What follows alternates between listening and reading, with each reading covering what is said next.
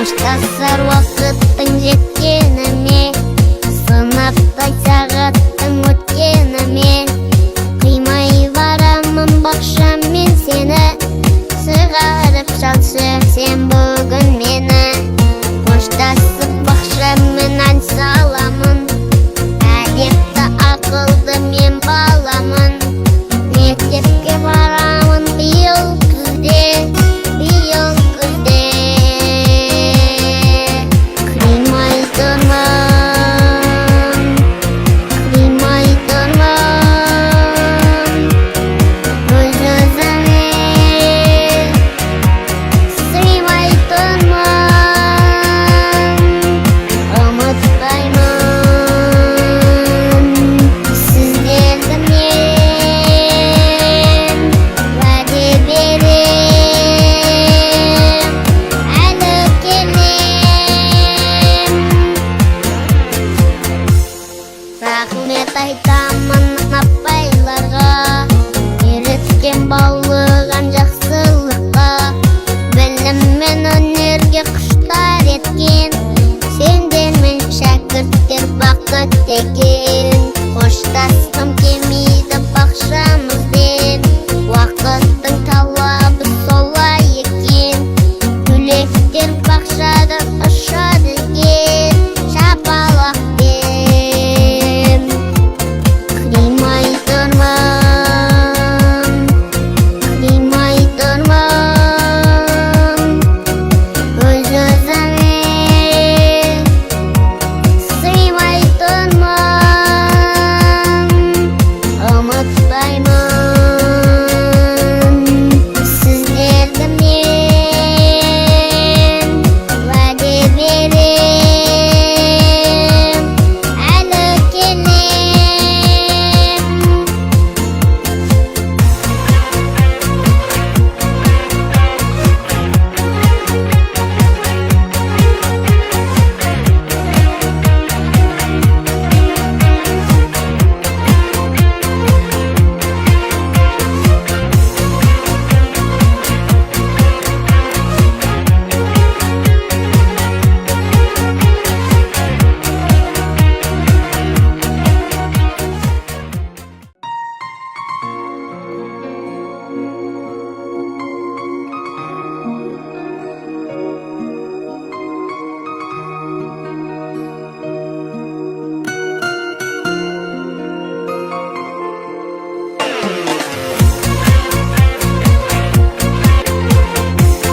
Қоштасар уақыттың жеткеніме, сынаптай сағаттың өткеніме, қимай барамын бақшам мен сені, сығарып шалшы сен бүгін мені.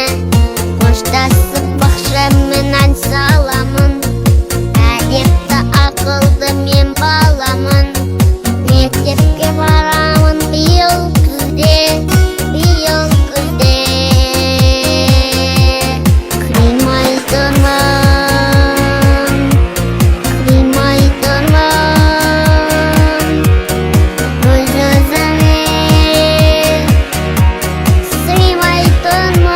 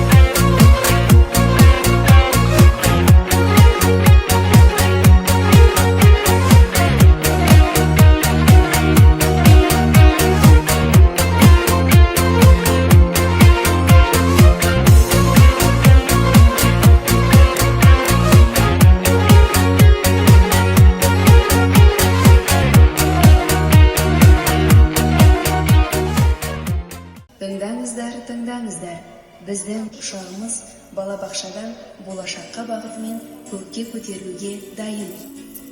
Құрметті жолаушылар, ұшақ жоғары көтерілуде.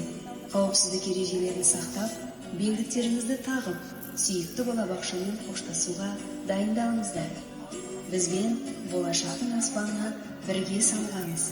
Ұшу керемет өтеді деп кепілдік береміз. Барлық жолаушыларға алдағы мектеп өміріне сәтті сапар тілейміз. Тыңдаңыздар.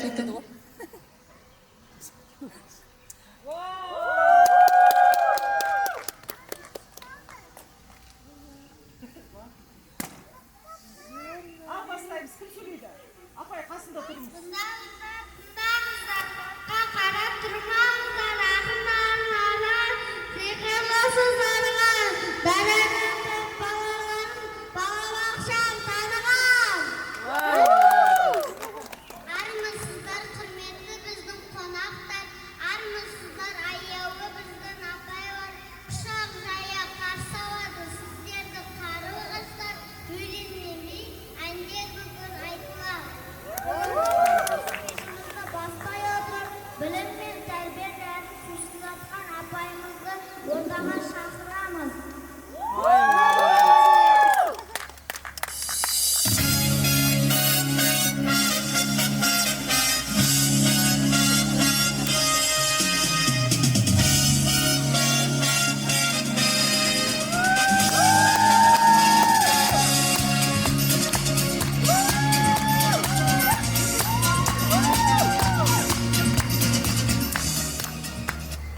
Армысыздар, құрметті ата-аналар, ұстаздар. Бүгінгі Қарлығаш тауында өткізіліп отырған «Қош бол» атты балабақшам атты ертеңгіңізге қош келдіңіздер. Бүгінгі бірнеше жыл мәпелеп, күтіп тәрбиелеген бүлдіршіндерімізді ұямыздан ұшырып, мектепке шығарып салғалы отырмыз. Олардың әрбірі балабақшадан білім іргетасын қалап, мектепте үлгілі оқушы болатынына сеніміміз мол. Ал ендеше көптен күттірмей, балаларымызды ортаға қошеметпен шақырайық. Биязы мінезімен түрлі рөлді сомдайды. Күлім деген Сараны барлық досы қолдайды. Сараны қошеметпен ортаға шақырамыз.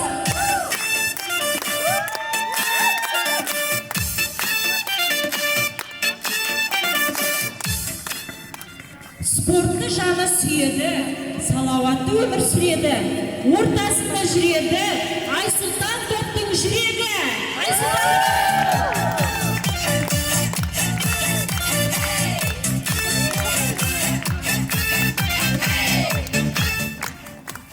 Қандай да болсын игі іс, онсыз сірә бітпейді.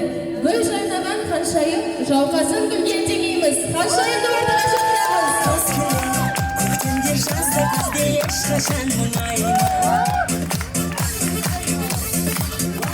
Бойында үлкен намыс бар, әрқашан алға ұмтылған. 8 қырлы бір сырлы, намысшыл жігіт Ахмедияр.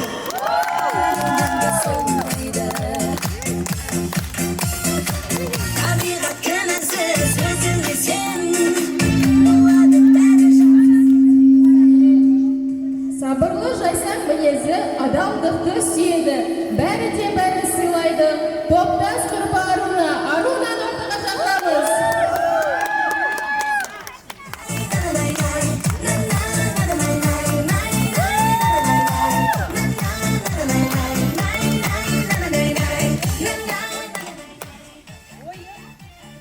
Ойын ұшты Рамазан, математиканы сүйеді. Қиын есеп болса да, лезде шешіп береді. Рамазанды қарсаңыздар.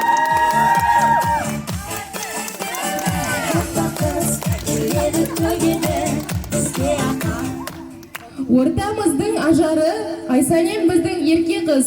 Әр қылығын көтеріп, еркелете береміз. Айсанемді ортаға шақырамыз.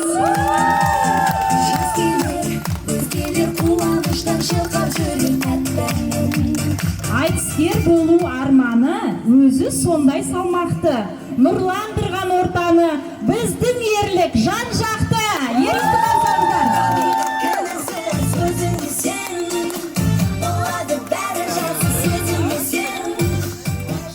Көп кішкентай болса да аузына енді қаратар. Сүйкімді қыз София, көркім оның көз тартар.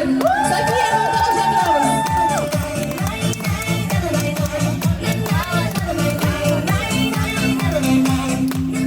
Білімді де ақылды болар бізге қолғанат. Жақсылықты арқалап, Рамазан ұлда бар талап. Рамазан қарсаңыздар.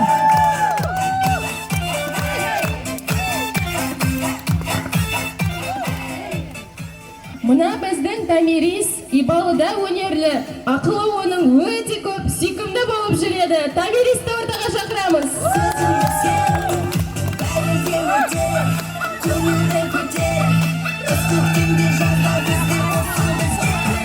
Хан Сұлтан деген бала бар, бойында түрлі сала бар. Көпшілікті қуантып, үлкен үмітпен қаратар. Хан Сұлтанды қабыл алыңыздар.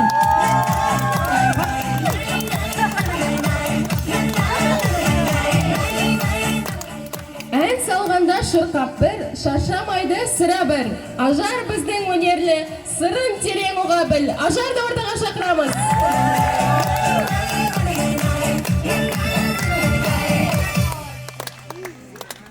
Асылхан біздің қырандай, самғап ұшар ол талмай. Талабыңа нұр жаусын, оқи берші шаршамай. Асылханды ортаға шақырамыз.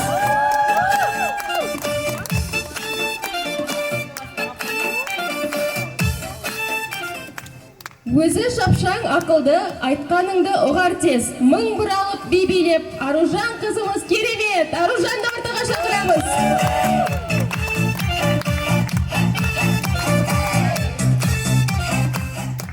Қарақат көз бүлдіршін, топ жарады сеніңдер.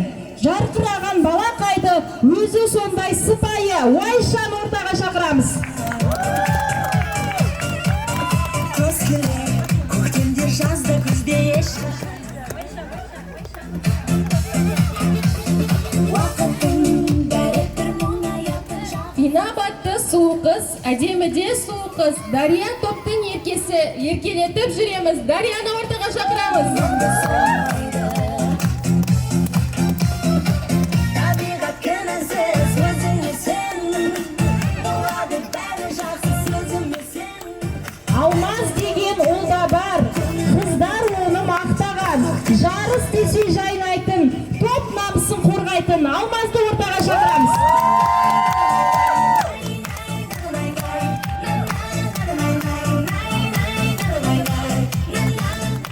Біледі ол жақсы менен жаманды, өнерімен тамсандырған адамды. Шақырамыз ортамызға сұлу қызымыз Мединаны. Медина ортаға.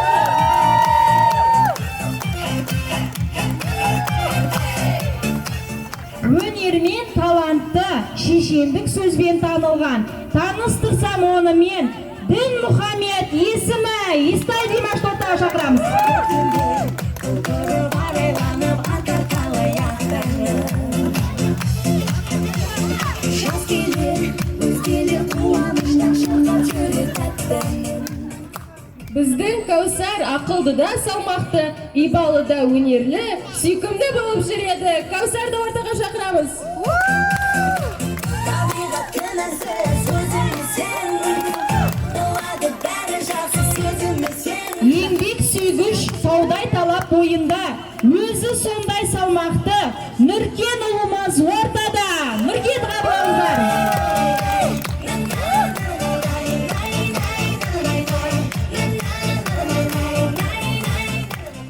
Әрі сұлу, әрі биші, сабырды жайсаң мінезі. Роза біздің өнерлі, ортамызға шыға ғой. Розаны ортаға шақырамыз.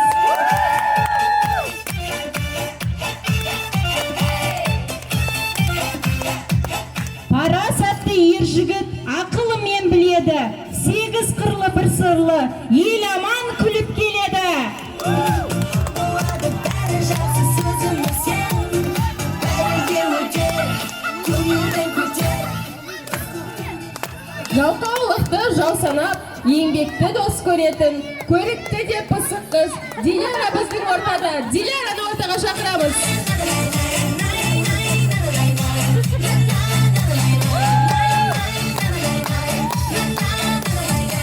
Еңбек сүйгіш, таудай талап бойында. Өзі ұяң, талантты ол қызымыз. Айшаны ортаға шақырамыз.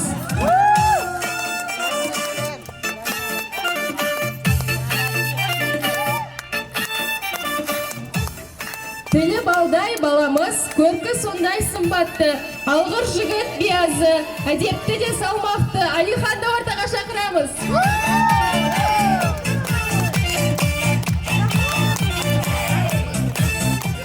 Бойында үлкен намыс бар, әрқашан алға ұмтылған, 8 қырлы бір сырлы, намысшыл жігіт Дин Мұхаммед. Көз келер, күнде жазды бізде ешқашан мұңайма. Мейірімін төгіп бақшаға, білімін құйып сахнаға, алғыр жігіт биязы, Мұхаммеджан шық сахнаға, Мұхаммеджанды шақырамыз. Елік бағаласын гүлімнен де солмайды. Табиғат кінәсіз өзіңе сен, болады бәрі жақсы. Міне балалар, сендер балабақшада көптеген достар таптыңдар. Қамқор болуға, тату тәттіге болуға үйрендіңдер, е балалар? Міне енді мектепке аттанғалы жатырсыңдар. Ал енді балалар, қане? Құлақ түрейік.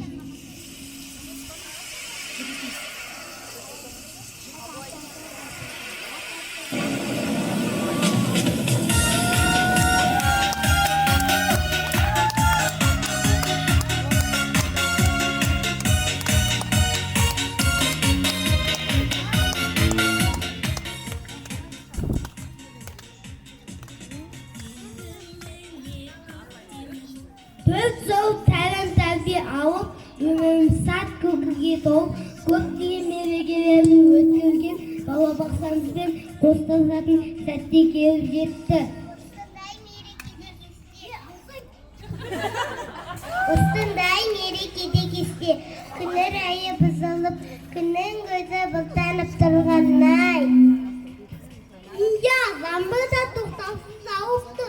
Ол біздің балабақшамыздың қимай жылаған сығар.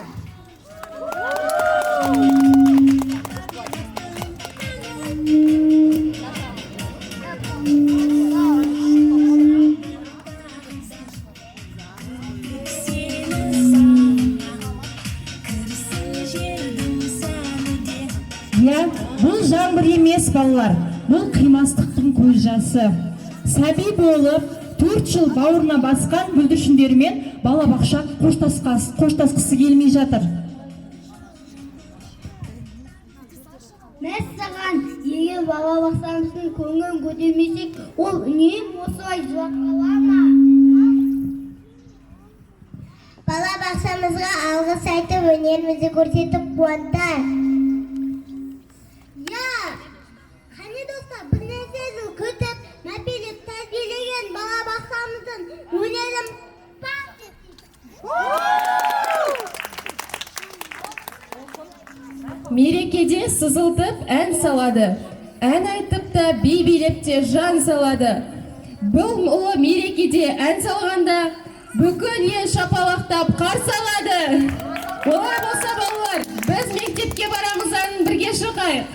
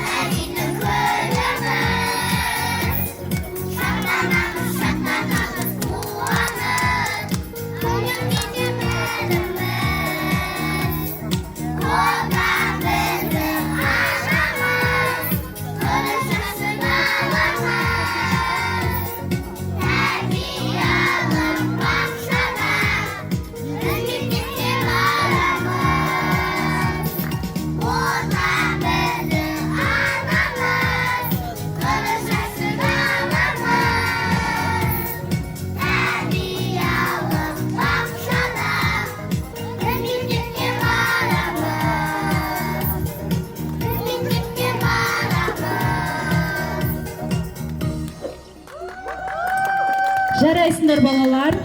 Керемет. Балалар, енді орнымызға жайғасайық.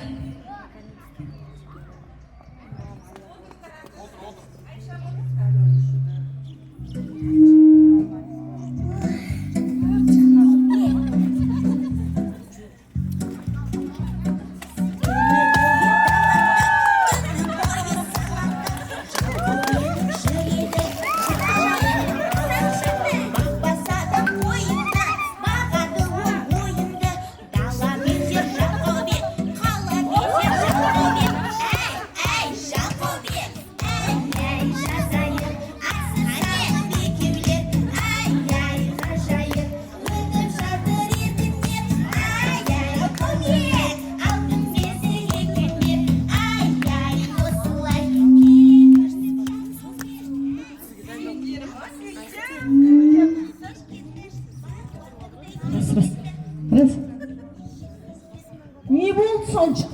Мектепті. Қазіргі заманда кім оқиды? Кітапты кім оқиды? Қазіргі заманның ең керемет дүниесі бұл TikTok және де YouTube. YouTube'тың ішінде барлығы бар. Барлығын үйретеді. Мысалға бұл планшет. Планшеттің ішінде телефоннан TikTok түсіруге болады. Сендер TikTok түсіре аласыңдар ма? Балалар, мына біздің Жалқаубек қой. Ол сендер сияқты мектепке бару керек. Бақ, Жалқаубек мектепке барғысы келмейді. Ол тек қана ойын ойнағысы келеді.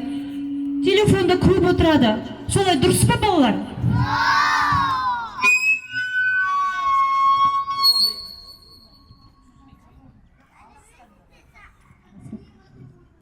Сәлеметсіз бе, Жалқаубек? Біз балалақсамен қоштасып мектепке аттанып жатырмыз. Сәлем балалар, қыздар. Не үшін барасыңдар? Барудың тіпті қажет жоқ. Жоқ, Жалқаубек, біз мектепке барамыз, дін аламыз, оқимыз, біз жазу, зана дос табамыз. Жазу қойыңдар. Кітапта оқымай қойыңдар. Ол жерде күшті мына жер. Ойнаймыз доппен. Жаңа менің допым тепкенді көрдіңдер ма? Сол сияқты доп тебеміз. Кеттік ойнаймыз. Ойнайсыңдар ма? Ойнайсыңдар.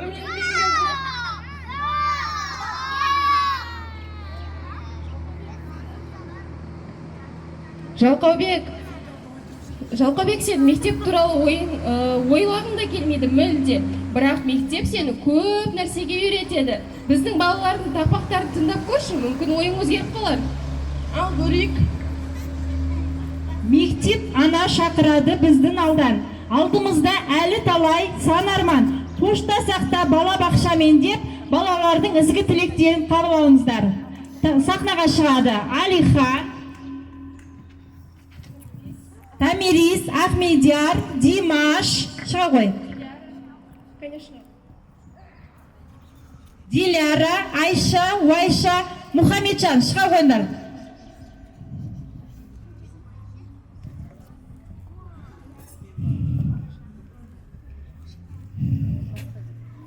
Балабақша атия, ең бақытты мекенім. Осында асты саттанып, Захам болды етенім. Тәрбиешім еретті, әріп танып саңсына, қамқор болу паркышан, жаушылқа жол сауды. Кейде күліп, кейде жал, достармен ойнанып, балалықты татчағы өте шықты тойман. Үгіміз білім аламыз, болашақ жон саламыз, бақша менің қоштасып біріншіге барамыз. Бақшада көтеді, жесі бізде қайтаймыз, жай бешеде ебегін, бәрі бізде ақтаймыз. Құта қаным бөбек деп еркелеткен ұл қызым, анамызда ерекше қуантатын күн бүгін. Өсті міне бойымыз, қуанышқа ортақпыз, құтты болсын тойымыз. Мектепте енді барамыз, біз оқушы боламыз, жасы оқып сабақты тіренбесті аламыз.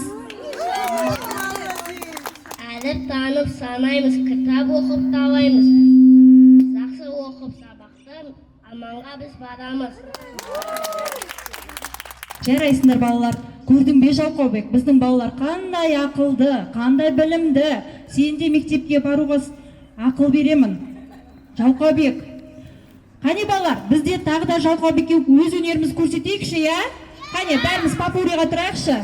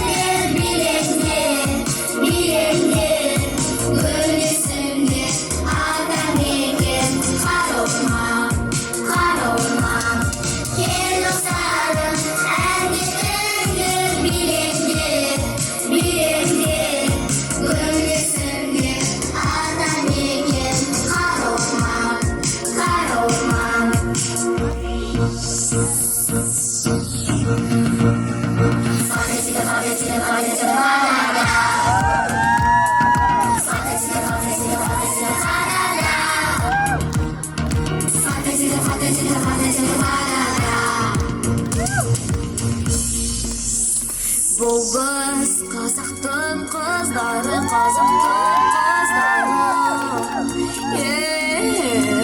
Біз бірлесіп осы әнді тыңдалебіз де көңілді мұңда. Сен оны тыңда. Қазақ қыздары, қазақ қыздары, бірге қазақ қыздары, қазақ қыздары, бірге қазақ қыздары, қазақ қыздары, бірге қазақ қыздары, қазақ қыздары, бірге. Жігіттер, жігіттер, жігіттер, менің жігіттер келген жігіттер, маған жігіттер, жігіттер, жігіттер.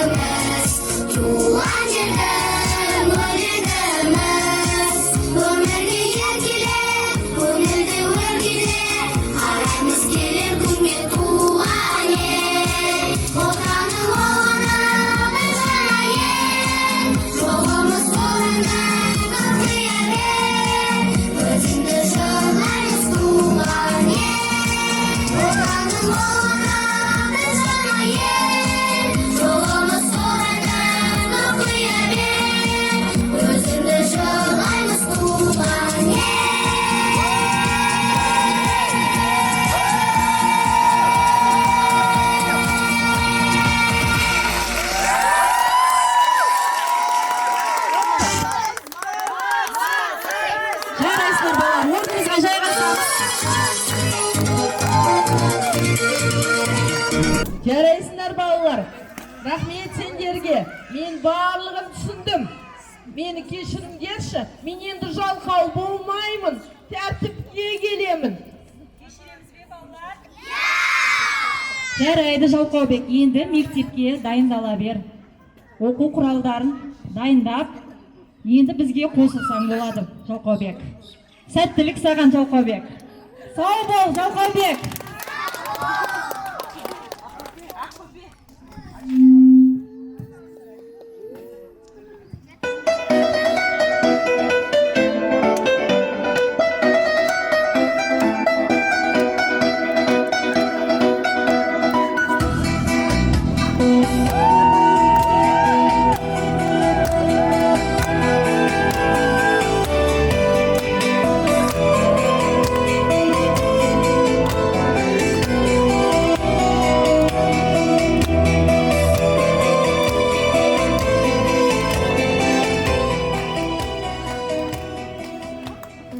Сәлем балалар, мен оқушымын.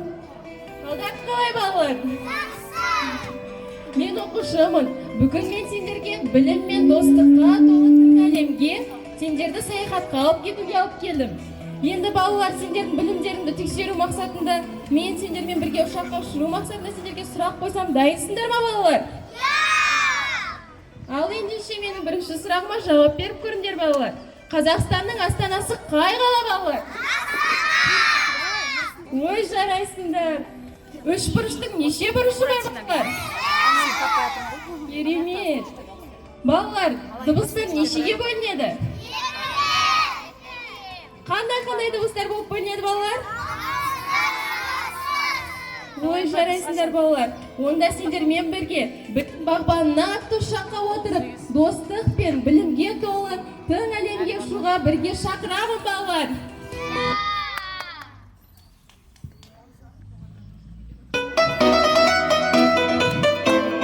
Қане балалар, бізге оқушы қыз қонаққа келіп қапты. Қане балалар, енді бізге өнерімізді көрсетейік. Қане биге шығайықшы балалар. Балабақша биіне шығамыз.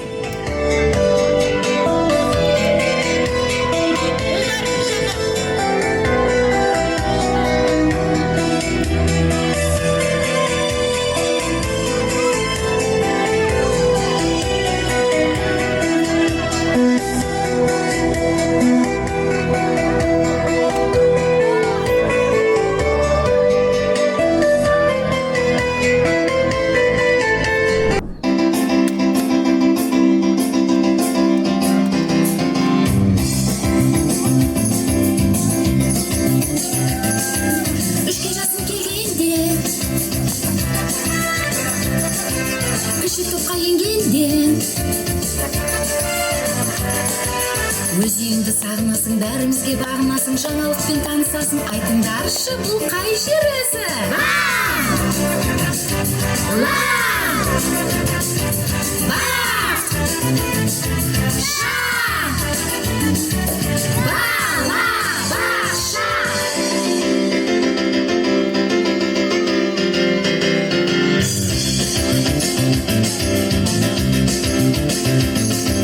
Төртке жасым келгенде,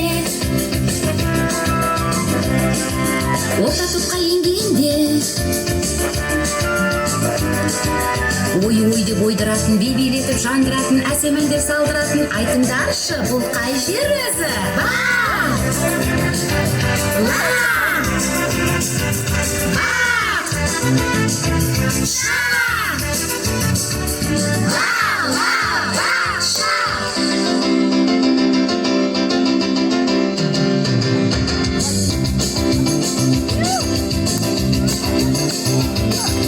Беске жасым келгенде,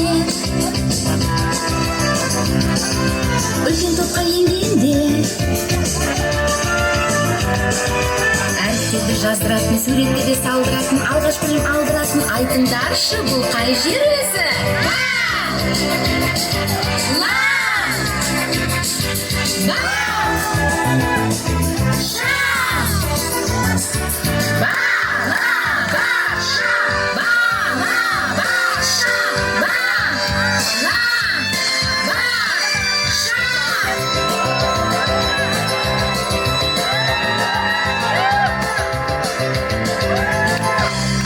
Тамаша балалар, жарайсыңдар.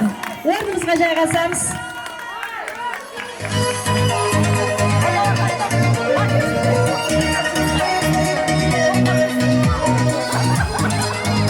Ал балалар дайын болғанша ата-аналармен қане бір ойын ойнап жүрейікші.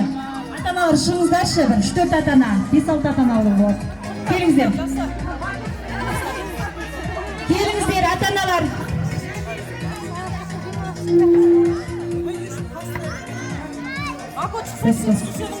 Келіңіздер.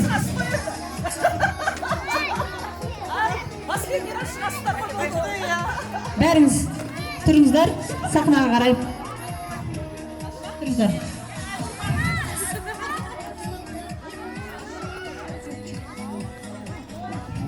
Бұл ойын сіз білесіз бе және сіздер білмейсіздер деген ойын. Қазір тренд болып жатыр, білесіздер. Мысалы, мен қане көрсетейін сіздерге.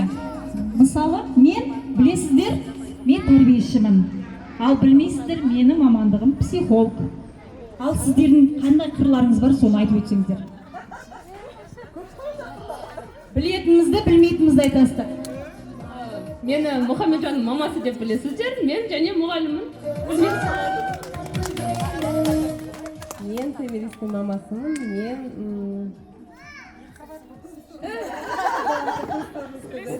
секрет. Мен Софияның мамасымын, мен косметолог массажист. Мен Рамазанның мамасымын, негізі мамандығым юрист, сонымен негізі бәлембай жыл жұмыс істегенмін. Осы Рамазанды босанғаннан бастап повармын қазір. Мен Дінмұхамед Күстайдың мамасымын. Мен балабақшаны есепшімін. Асылханның мамасымын, мен бастауыш мұғаліммін. Әне, қаншама мамандық иесі жатыр екен ғой біздің ата-аналардың ішінде, я? Өлшемейміз. Рахмет ата-аналар, ортаңызға жайғасыңыздар. Рахмет. Ұғындым, әрбіріңді парақтадым деп, ұстазым әнін қабыл алыңыздар. Ұстазым әніне шығамыз, балалар. Тыңдаған көңілдегі толғанымды, сынаған әбеймен далғанымды, өмірді маған сүйдеп баяма, өзіңде заңғап сәңгер болғанымды, қалған балапанем ұядағы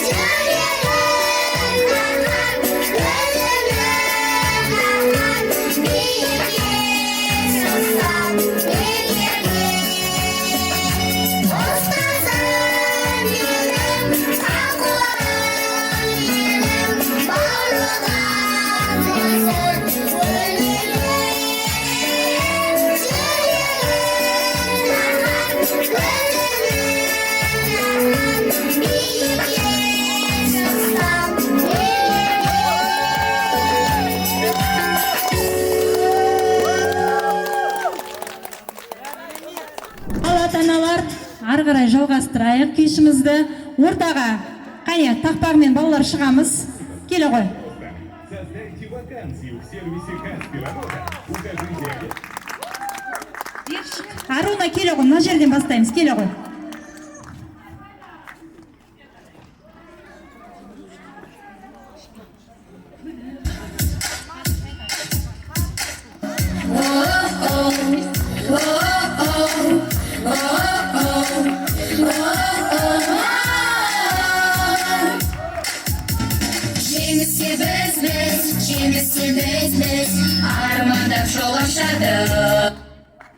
Бұл балалар енді біздің балабақшамыздың қызметкерлеріне арналған тақпақтарын өздерінің ізгі ниеттерін білдіргілері келіп отыр. Қабыл алыңыздар. Орын егер бақшадан меңгерші жақсы адам, сондықтан да біз үшін артық көзі басқа адам. Құрметті Салтанат Рашид қызына мың алғыс.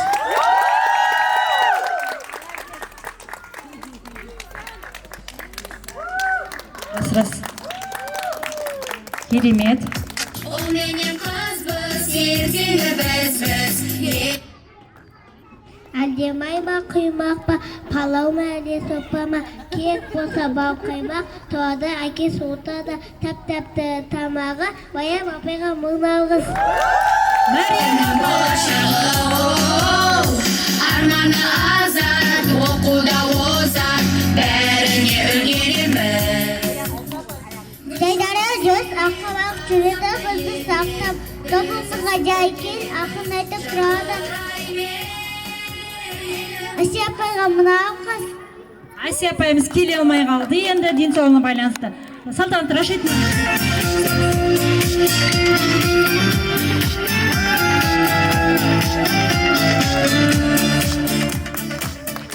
Тақыз апай еді қор, тазағы қазаны ұз, баба қазақ құрап күзен.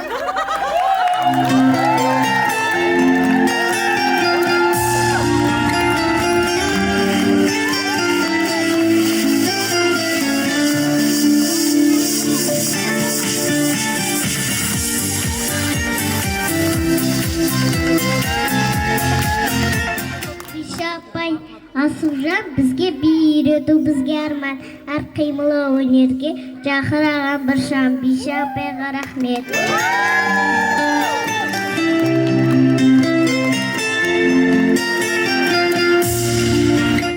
Жазып береткен, әріптерді оқытқан, санамақта жататып, санауды үйреткен, жақсы болшан қуанған, қате болшан кешірген, Құра апайға мынағыз.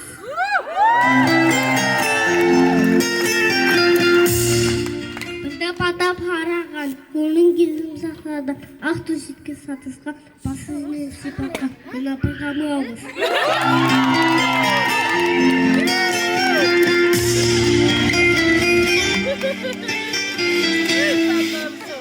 Еңбекке апай ақылат, еріміз жүкке зан шуақ, денсаулықты қорғайсыз, сізге алғыс мың қабат.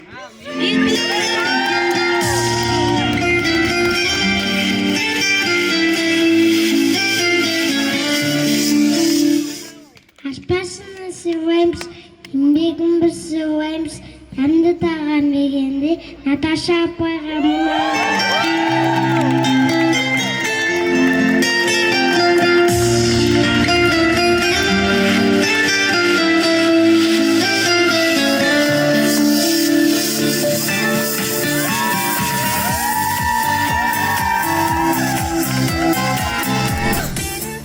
қонақтар, келесі кезекте сіздердің назарларыңызға әсем де көңілді би стюардесса биін ұсынамыз. Сахна төріне кішкентай бишілерімізді шақырамыз.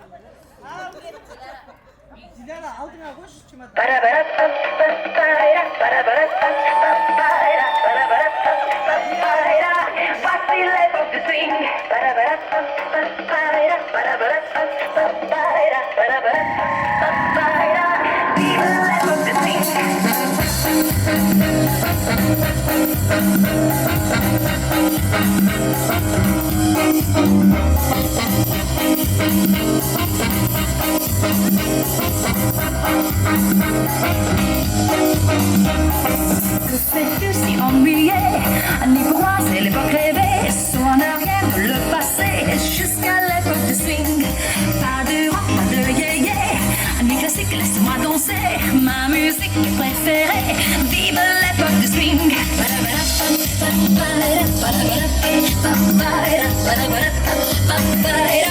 Voici l'époque du swing.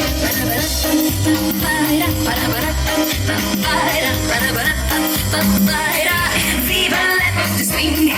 Pas grandi dans ces années, c'est pour ça qu'on est blasé, quand je dois ne pas penser. Voici l'époque du swing. swing. Pas de rock, pas de yé-yé, ni classique, laisse-moi danser. Ma musique préférée, vive l'époque du swing. Mélodies qui font chanter, le rythme qui fait bouger. Miller, Goodman, Ellen, sont prêts. Chattanooga in the mood, sing, sing, more, let's serenade. Tous les big bands sont prêts à jouer.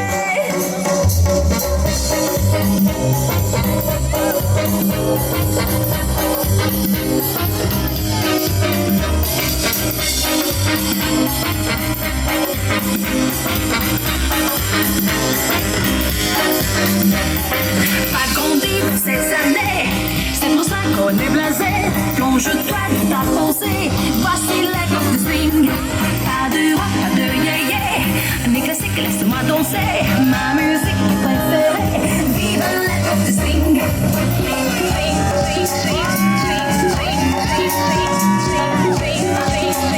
Voici l'époque du swing.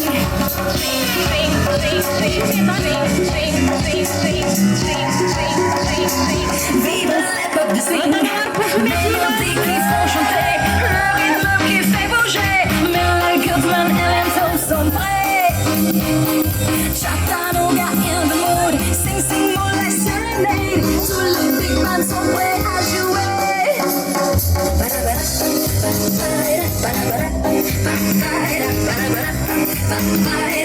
Voici l'époque du swing.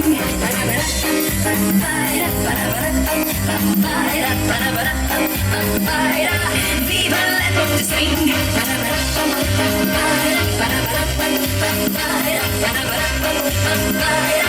Voici l'époque du swing.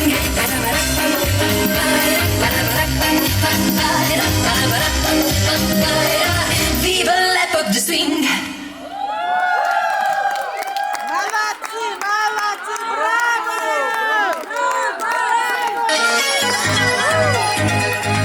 Біздің ата-аналарымызға қарасақ, олардың да би билеп ән айтқысы келіп тұрған сияқты. Бірақ би билемесеңіздер де сіздерді күшті бір ойынға шақырамын. Кәне бізге 5 ата-ана шықса сахна ортаға. Димаштың мамасы, 5 ата-ана, Хадишаның мамасы, Алиханның мамасы, келіңіз. Мұхаммедтің мамасы. Рамазан мамасы, келіңіз.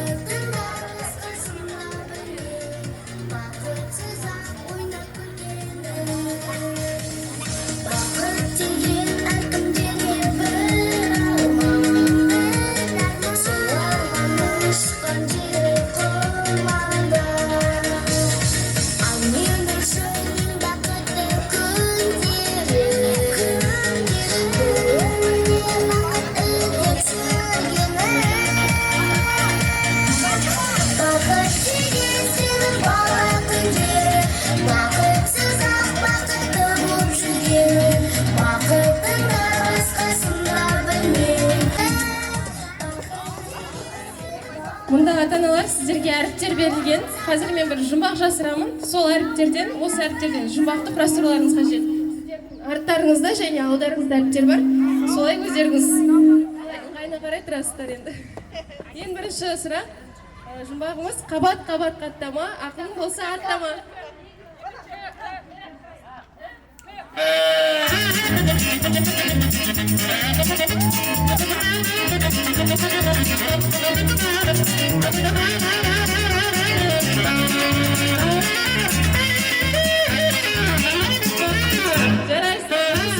Екінші жұмағымыз, шіркіннің өзіне обалақ, жүреді аяқта домалақ.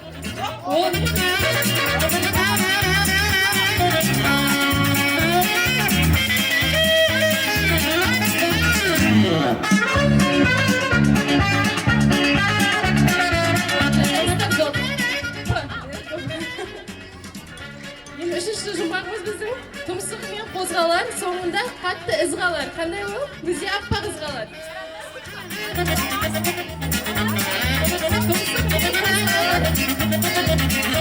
Тұмсығымен қозғалар, соңында аппақ із қалар.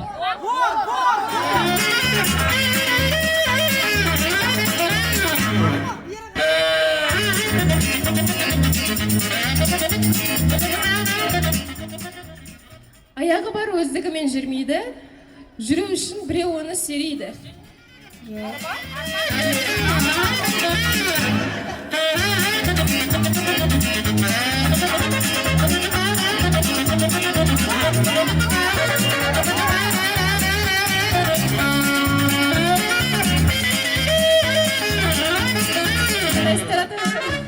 Ең соңғы сұрағымыз бізде жұмбағымыз гүлдерден нәр алады, біздерге бал береді.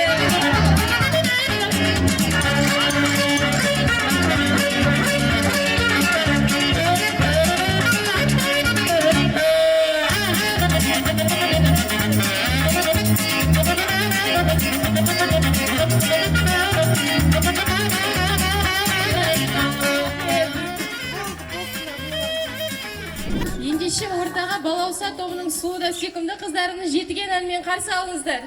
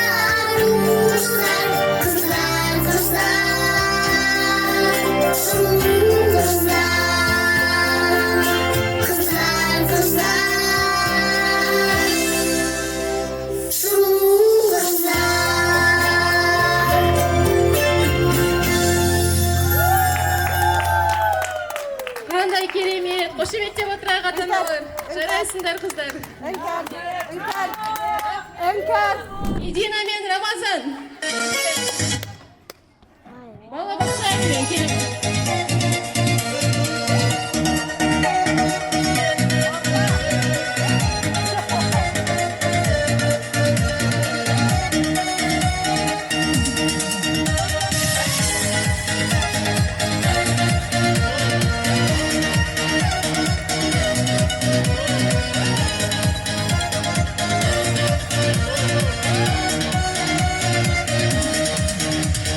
Бақыт жайлы мені мынау білгенім, бақыт деген бірде жан деп бірде мұң.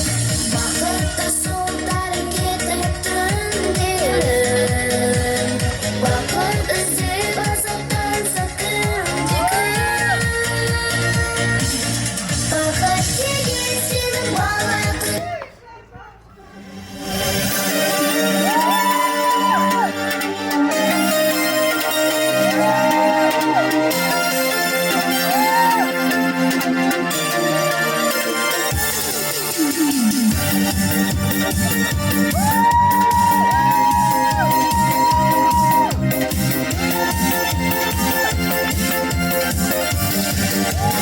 Бақша алғаш келгенде, апаяды көргенде, жылы жүзбе қарсы алдық бәрімізді.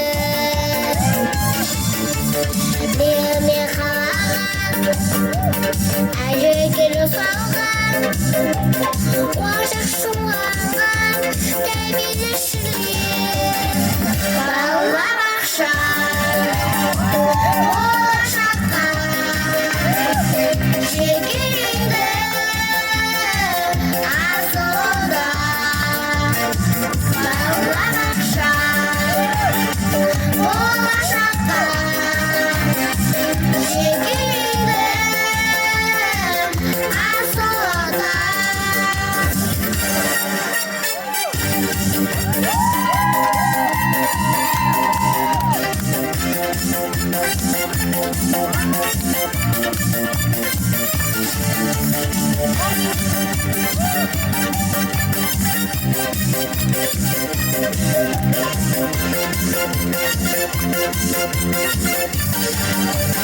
Асатымыз бақытқа, толық болды шаттыққа. Ән айтып бебеледік бақшамызда. Ұштасамыз енді біз, ақылдымыз бәріміз, жарысып бір санымыз әрқашанда. Балабақша, болашаққа жекелейді асылда. Балабақша, болашаққа жекелейді асылда.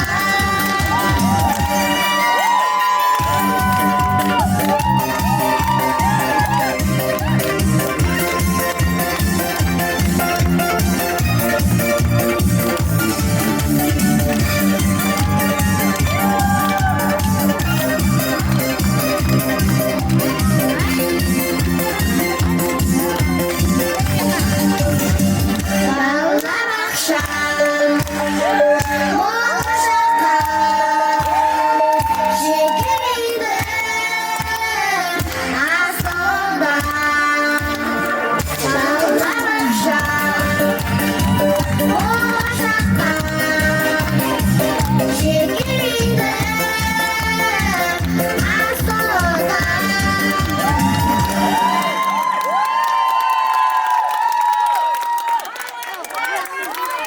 Балабақшамыздағы мерекелік кештің ең әсерлі сәттерінің бірі кілт беру рәсімі.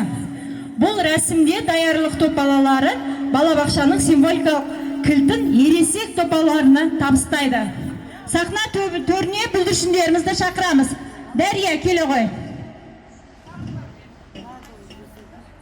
Айсұлтан.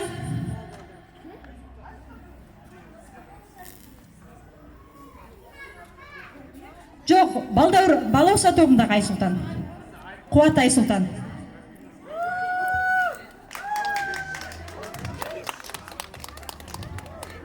келесі жылдың мектеп бітіруші түлегі. Өзі кеше ғана келді негізі.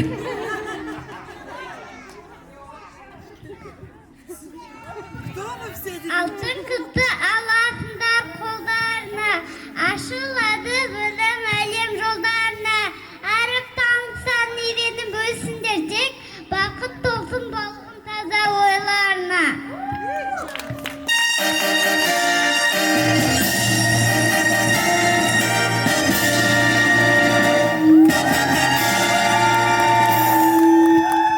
Ай, бәрекелді, міне, кілтті де табыстап жатырмыз. Қане, Айсұлтан? Кілтті бүгін аламыз, бақшамызды қорғаймыз, тату тәтті бәріміз, шаттық әні жарваймыз. Түлектерде аманат, қабыл балдық біз оны, жақсы оқып өнермен, биіктеден бір жылды, бала бақша алтынға, ерімге тойға, осы кілтті сақтаймыз, бақытты біз балдырға. Тамаша, қолыңда көтер кілтіңді.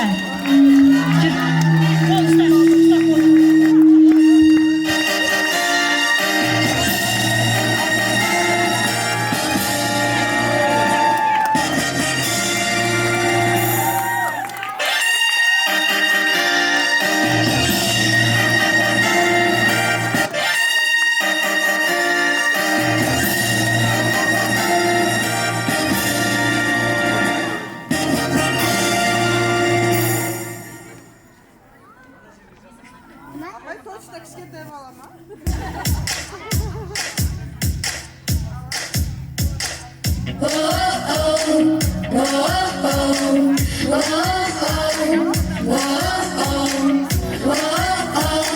Рас.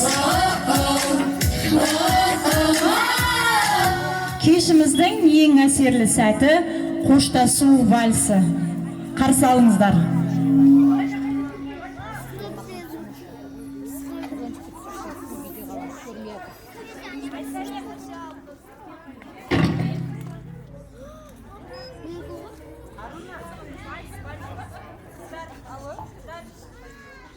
Қыздар вальсқа билейміз. Тұрамыз орнымызға. Қане, өз орнымызға тұрамыз. Білет балалар, я? Бақытты солдары кетіп түндерін, бақыт іздеп азаптан сәттімде күн. Бақыт деген сенің бала күндерің, бақытсыз ақ бақытты боп жүрген. Бақыттың нағыз қасында білмеймін, бақытсыз ақ ойнап күлгенміз.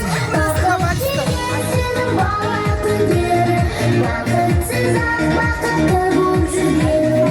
Бақыттың нағыз қасында білмеймін, бақытсыз ақ ойнап күлгенміз.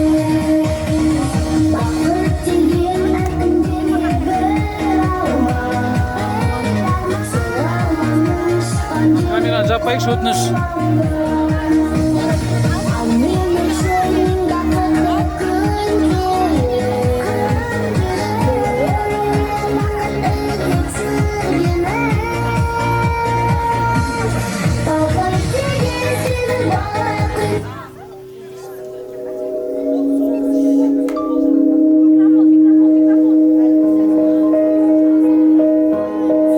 Down by the water, under the willow, sits a lone ranger minding the willow. He and his wife once lived happily, planted a seed that grew through the reeds. Summers and winters, through snowy Decembers, sat by the water, close to the embers, missing out the lives that they once had before. I would leave you, I would hold you when the last day counts. What if you need me and you have me on the last day, the last day?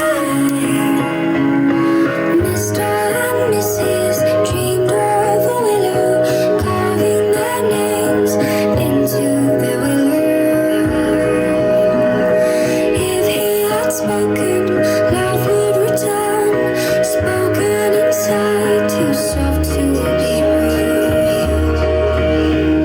Summers and winters through snowy Decembers, sat by the water, remembering embers, missing out the lives that they once had before.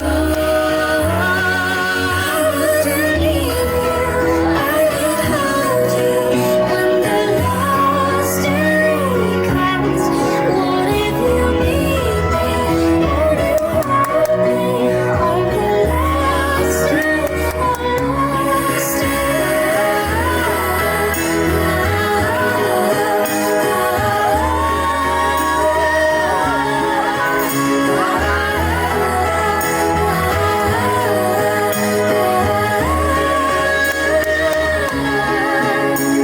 Somewhere the timing will all come together. The mishaps will turn into sunny Decembers. The lovers will be able to find their willow. I wouldn't leave you, I would hold you when the last day comes. I wouldn't leave you, I would hold you when the last day comes. What if you need me? Will you hold me on the last day, our last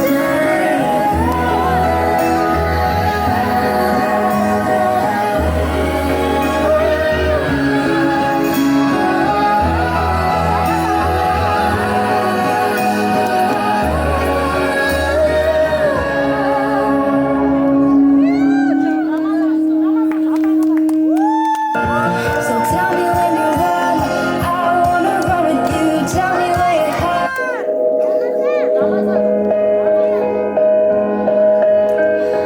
Down by the water, under the willow, sits a lone ranger minding the willow.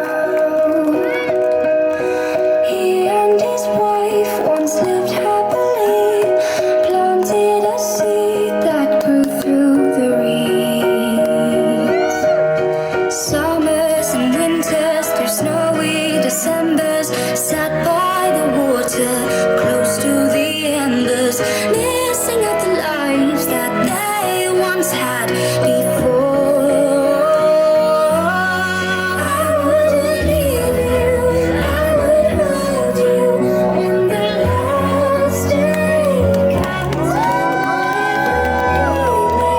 Would you hold me on the last day, our last day? Mr. and Mrs. dreamed of a willow, carving their names into the willow. If he had spoken, love would return. Spoken inside, too soft to be rude. Summers and winters through snowy Decembers, sat by the water, remembering embers, missing out the lives that they. Молодец!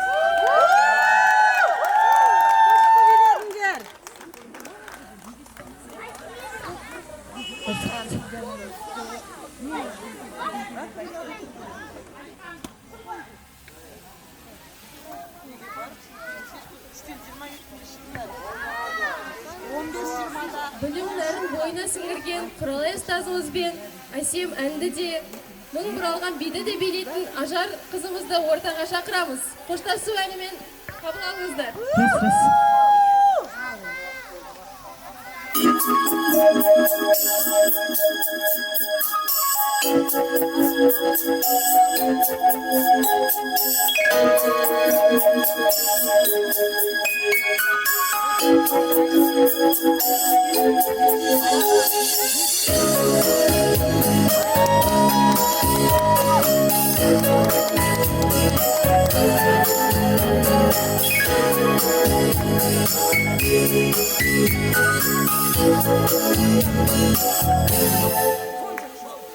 Bana bak şayır есігін ашып талай уақыт болып қалды ал енді біз өсіп жетті қоштасатын сәтте келді құшақтарың ашық әрқашан жаным бізге сыйлаған зымырап уақыт өтеді оралмайды ешқашан әлі талай кіріп түсіме тәрбиешім сүйіктім біз қимай кетіп барамыз бала бақшамызда ойын ойнап балалармен қызығына тоймаған балабақшаға сау бол дейміз біз аяулым менің балаларым сүйкімді болып өстіңдер жер шарын араласақ та сендерден артығы жоқ өткізіп қызық күндерді есейіп міне қалдыңдар алуға терең білімді мектепке барасыңдар әлі талай кіріп түсіме тәрбиешім сүйіктім біз қимай кетіп барамыз бала бақшамызда ойын ойнап балалармен қызығына тоймаған балабақшаға сау бол дейміз біз бізге сыйлап сыңғырлаған күлкіңді сәбилерім жүздеріңнен ұртыңды бізден ұшып қанат қағып есіл күндер өздеріңмен қоштасатын күн туды бізден ұшып талмай қанат қағыңдар жүректерден арман отын жағыңдар жақсы оқып алтын ұя мектепте бұл өмірде бақыт жолын табыңдар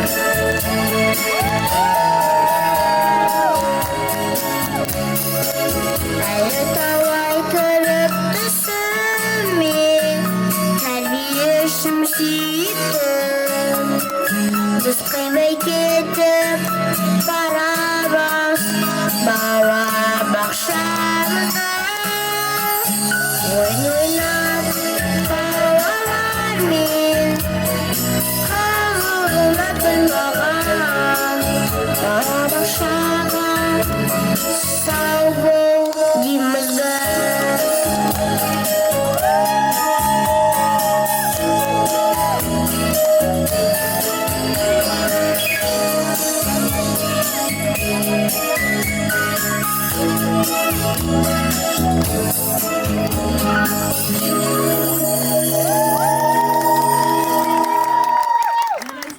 балалар кәне гүл бағбан отырайықшы бәріптарымыз шеңбер отырайықшы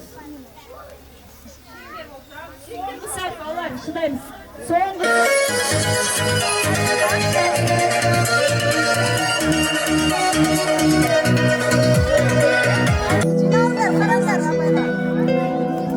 жиналамыз балалар кәне қолымызды ұстаймыз бәріміз гүл бағбаны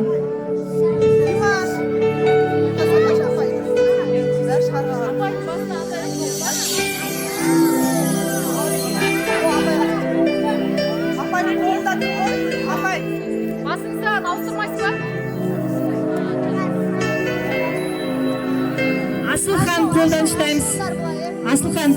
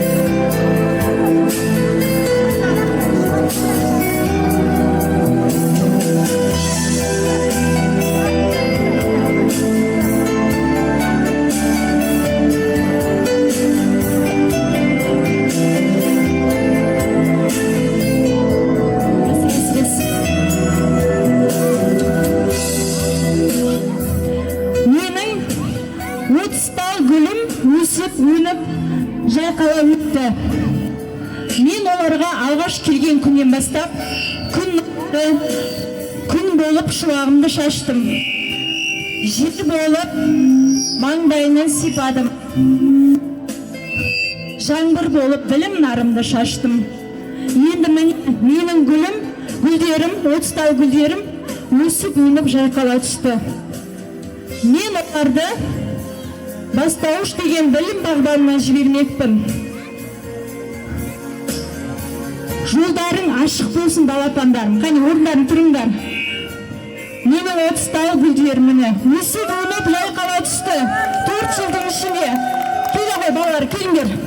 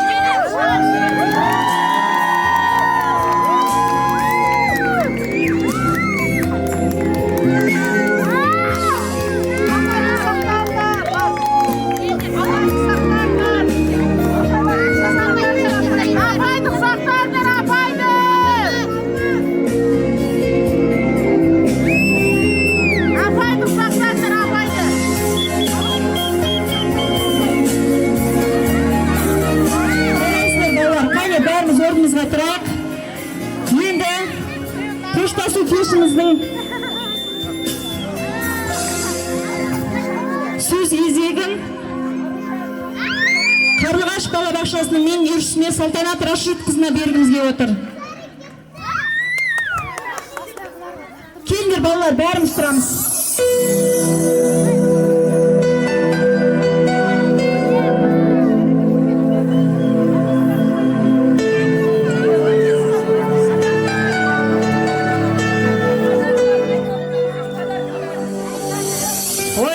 Керемет. Нағар университет бітіргендей болды ғой мынау балаларға. Ал құрметті ата-аналар, бүгін барлығыңызға жүректеріңізді тербейтін бір балаларыңыздың бір ерекше күндер. Бұл күндер қайталанып келмейді. Балабақшамен қоштасу деген жүрегінде әрқашан бір жылу болып қалатын бір кештердің бірі. Балаларыңыздың қадамы оң болсын. Мектепке тардай болып кіріп, таудай болып шықсын.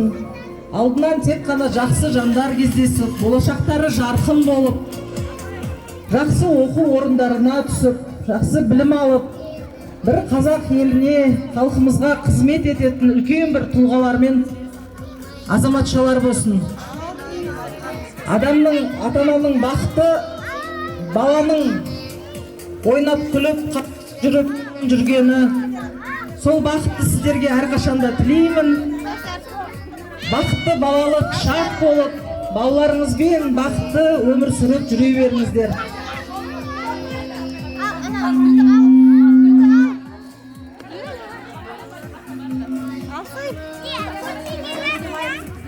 Ал құрметті Құралай апай, сізді бүгін осындай керемет бір балаларды мектепке шығарып салып, өзіңіздің бір міндетіңізден құтылып, үлкен бір жұмыс атқарған күніңізбен құттықтаймын.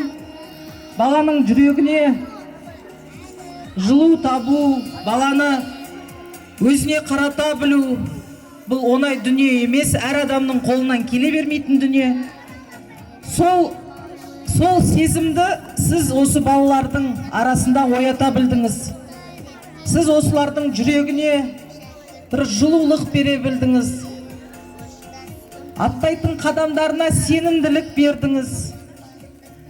Сіздің қалай еңбек еткеніңізді, осы балалармен қалай жұмыс жасағаныңыз бәріне куәміз біз. Сізге үлкен алғыс айтамын балабақша меңгеруші ретінде. Сіз өте мықты тәрбиешісіз, мықты тұлғасыз. Осы әр баланың бір жүрегінде бір жылулық қалатындай дүние жасап күнде әйтеуір бір нәрсені істегісі келіп, бір балаға бір естелік болып қалсыншы, осы бала осы балабақшадан бір жақсы нәрсе үйреніп кетсінші деп еңбек етіп келе жатқан жан. Сізге алғысым шексіз. Сіздің шәкірттеріңіз ел басқаратын азаматтар болсын. Сіздің шәкірттеріңіз ғалымдар болсын, министрлар болсын. Осы үлкен қазақ еліне адал қызмет ететін тұлғалар болып өссін осы топтың балалары. Сізге алғысым шексіз. Сізге әрқашанда алғыс айтудан басқа еш нәрсе айта алмаймыз. Сіздің еңбегіңізді, жұмысыңызды бәрін бағалаймыз, қадірлейміз, құрметтейміз, жақсы көреміз өзіңізді. Ал Қарлығаш тобының бүлдіршіндері сіздерге ақ жол, өмірлерің ақ болсын, қадамдарың нық болсын, бастарың төменде, ойларың биікте болсын әрқашан. Мектептен тардай болып кіріп, таудай болып шығыңдар. Сендерді қатты жақсы көреміз бәріміз, ақ жол сіздерге.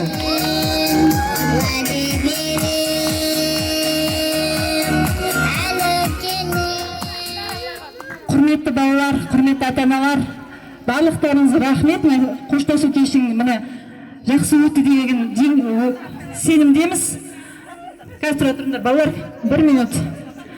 Мен міне негізі қол ашып тұрмын. Мына гүлді өзімнің басшыма, өзім жаңағы жол көрсетіп келе жатқан, өзімнің басшыма жаңағы қалай айтсам екен, жеке тұлға деп айтсақ та болады. Бұл кісі мықты кісі. Бұл кісіні кезінде мен ренжітіп алған. Сол әлі жүрегімде тұр. Сол енді міне кешіру ретінде осы гүлді сізге табыстаймын. Ренжімеңіз, сізді жақсы көреміз.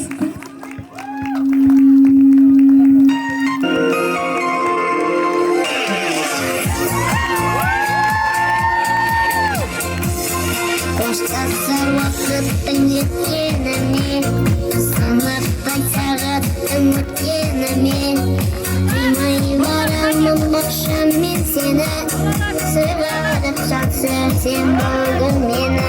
Қоштасым бақшаммен ән салып. Балаға бәріміз бірдей тақиямызды аспанға лақтырайықшы қане бәріміз. 2, 3